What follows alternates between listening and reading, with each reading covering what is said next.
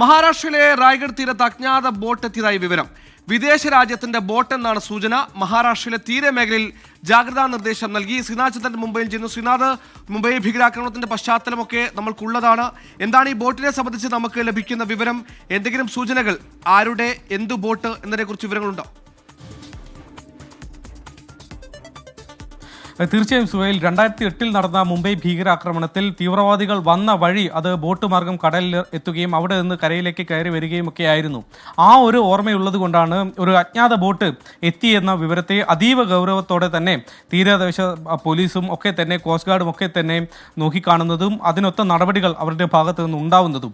ഇന്നലെ ഇപ്പോൾ അർദ്ധരാത്രിയോടെയാണ് ഈ കടലിൽ നിന്ന്, അതായത് റായ്ഗഡ് തീരത്ത് നിന്ന് ഏതാണ്ട് 2 നോട്ടിക്കൽ മൈൽ അകലെ ഒരു അജ്ഞാത ബോട്ട് എത്തി. ആ ബോട്ടിൽ വിദേശ രാജ്യത്തിന്റെ പതാകകളാണ് ഉണ്ടായിരുന്നത് എന്ന വിവരങ്ങൾ പിന്നാലെ എത്തി. അതേ തുടർന്നാണ് രാത്രി തന്നെ കോസ്റ്റ് ഗാർഡിന്റെ ഭാഗത്ത് നിന്ന് തെരച്ചിൽ ഉണ്ടായത്. കോസ്റ്റ് ഗാർഡിനോട് നമ്മൾ ഈ കാര്യത്തിൽ ഔദ്യോഗികമായ പ്രതികരണം തേടിയിരുന്നു. പക്ഷേ ഇപ്പോഴും കൃത്യമായ വിവരങ്ങൾ അവർക്ക് ലഭ്യമല്ല. പക്ഷേ തെരച്ചിൽ ഞങ്ങൾ നടത്തുന്നുണ്ട് എന്നതാണ് അവർ പറയുന്നത്.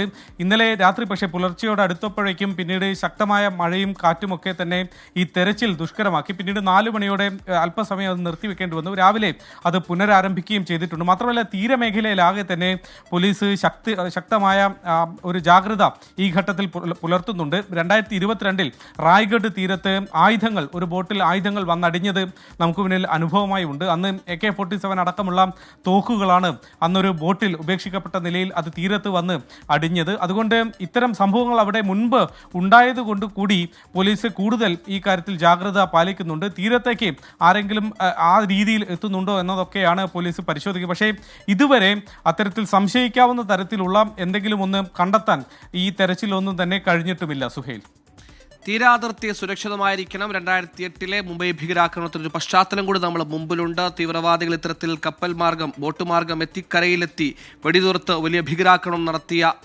സംഭവം കഴിഞ്ഞ് അതിൻ്റെ കേസുകളടക്കം വലിയ രീതിയിൽ അന്വേഷണം നടത്തി. പാകിസ്ഥാന്റെ പങ്കടക്കം പുറത്തു വന്ന വിഷയം കൂടിയായിരുന്നു. ഇത്തരത്തിലൊരു ഭീകരാക്രമണത്തിന്റെ പശ്ചാത്തലത്തിൽ ഇത്തരത്തിലൊരു അജ്ഞാത ബോട്ട് എത്തിയെന്ന വിവരത്തിൽ വലിയ പരിശോധനയാണ്, വലിയ അന്വേഷണമാണ്, വലിയ തെരച്ചിലാണ് ഈ പറയുന്ന അന്വേഷണ സംഘത്തിൻ്റെയൊക്കെ നേതൃത്വത്തിൽ നടക്കുന്നത്. നാവികസേനയുടെ നേതൃത്വത്തിൽ നടക്കുന്ന. ശ്രീനാഥ് ചന്ദ്രനാണ് മുംബൈയിൽ നിന്ന് വാർത്തയുടെ വിശദാംശങ്ങൾ നൽകിയത്.